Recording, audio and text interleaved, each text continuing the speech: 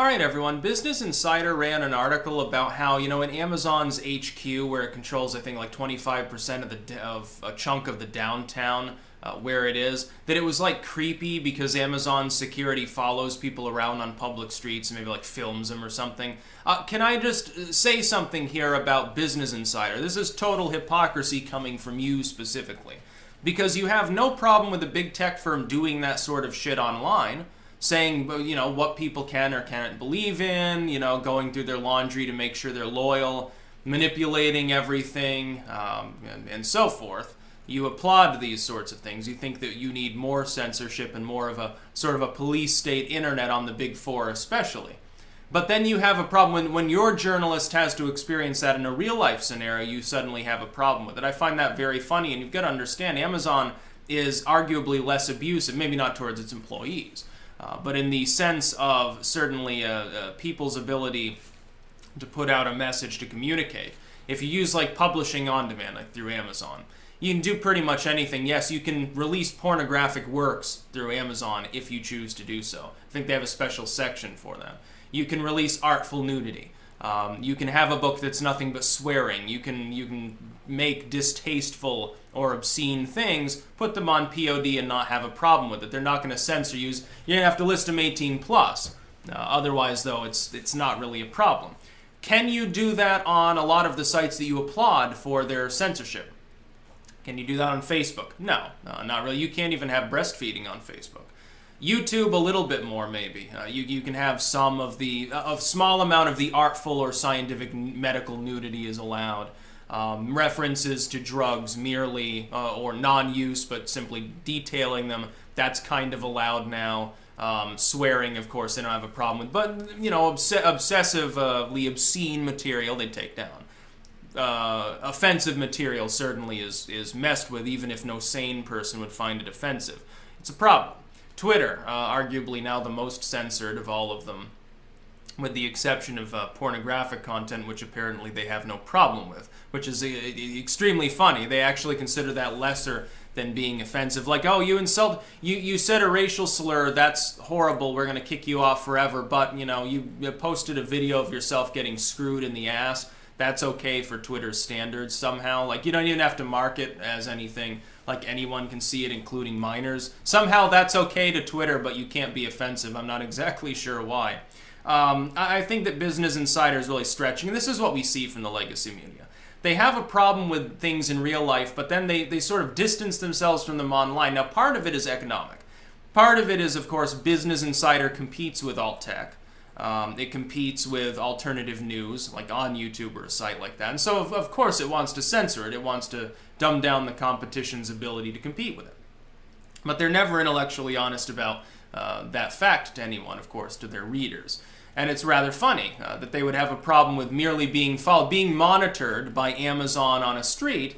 They have no problem with being monitored by a big tech site online, which happens all the time. When has Business Insider made an article saying it's kind of dystopian or kind of unnerving and spooky how much Google knows about them? Well, they never make that connection.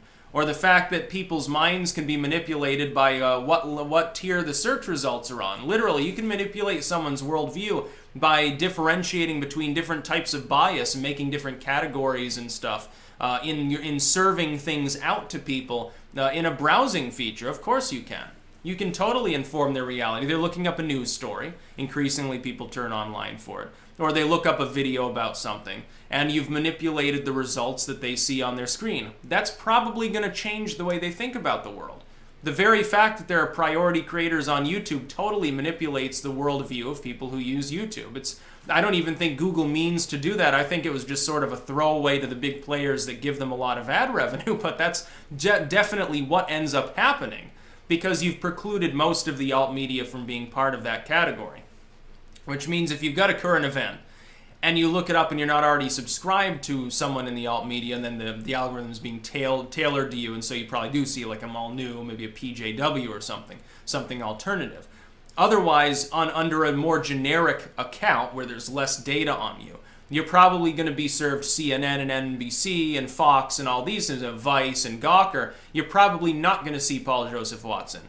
You're probably not going to see me. You're probably not going to see like Razorfist or Lionel Media or the Golden One weighing in on some sort of a event that's happened. You're not going to see Varg or Tara McCarthy. Now, you're not going to see H.A. Goodman. Hell, you're not even going to see like a Destiny or somebody like on the left. You're not going to see them. They're alt media.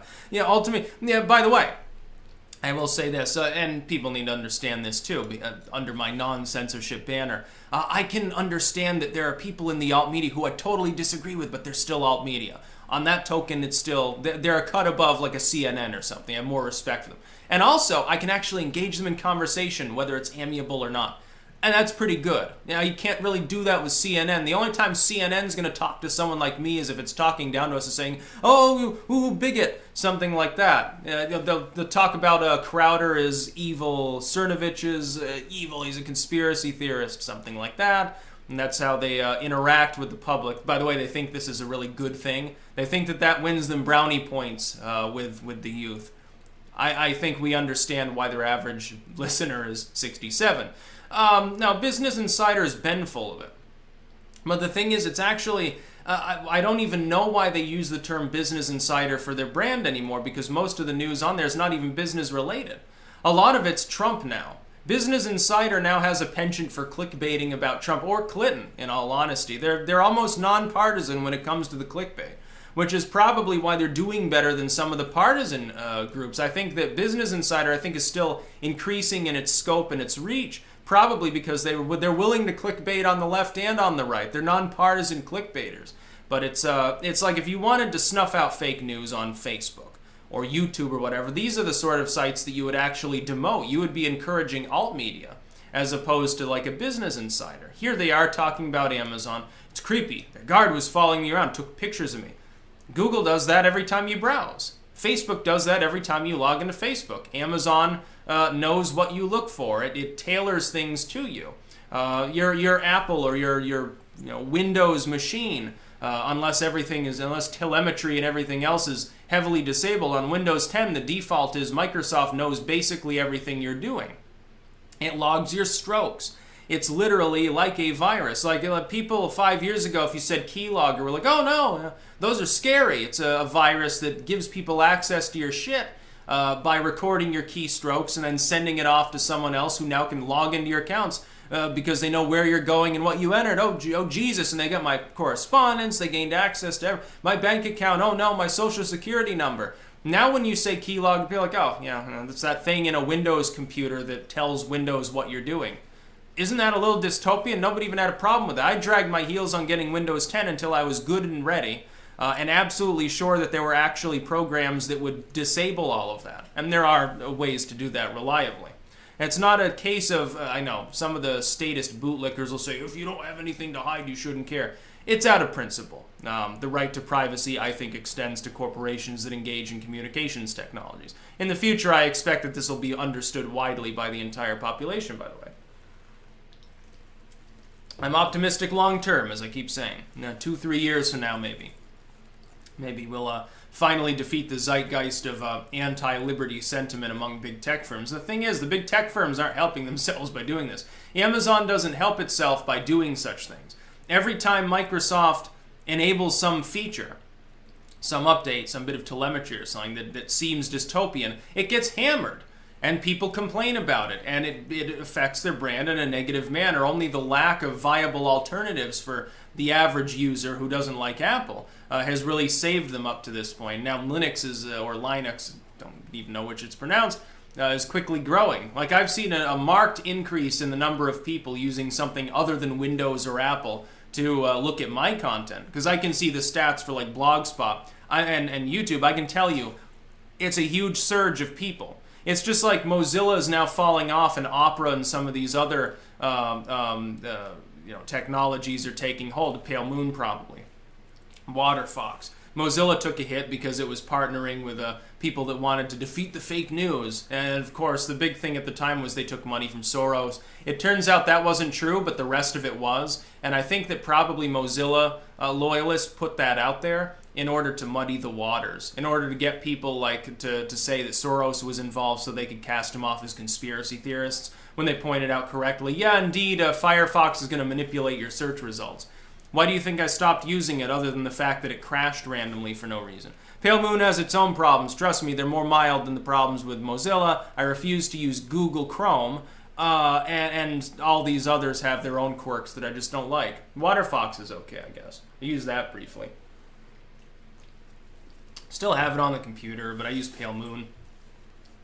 So yeah, Business Insider, why don't you ever chastise these companies for the same behavior in the world of the cyber, as maybe Donald Trump would say? Now, why don't you criticize them for that?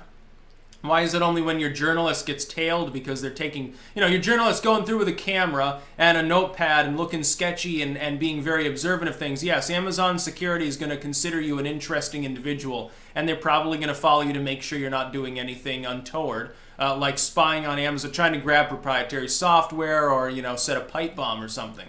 Yeah, the fact that they're a journalist isn't going to compel them. You saying, oh, I'm from Business Insider. You think Amazon cares about you? Yeah, your little tiny firm, like they've never even heard of you, dude. It's hilarious. It's like even a lot of pundits would have. You could probably put Bill O'Reilly on the Amazon campus, or like Glenn Beck or Rachel Maddow. They'd probably get tailed too if they had a camera and they were looking at too many things. They're going to say, well, it's probably just a tourist, but we're going to keep our eye on them. So it's not illegal. They can watch you if they want. If you haven't done anything wrong, you've got nothing to hide now, Business Insider, right? Isn't that what you told us all the time? Isn't that what the lame stream echoes over and over and over again? Yeah, I think it is. I think what's good for the goose is good for the gander, and it's funny to see you get mildly uncomfortable about such a thing. That's about all. Peace out.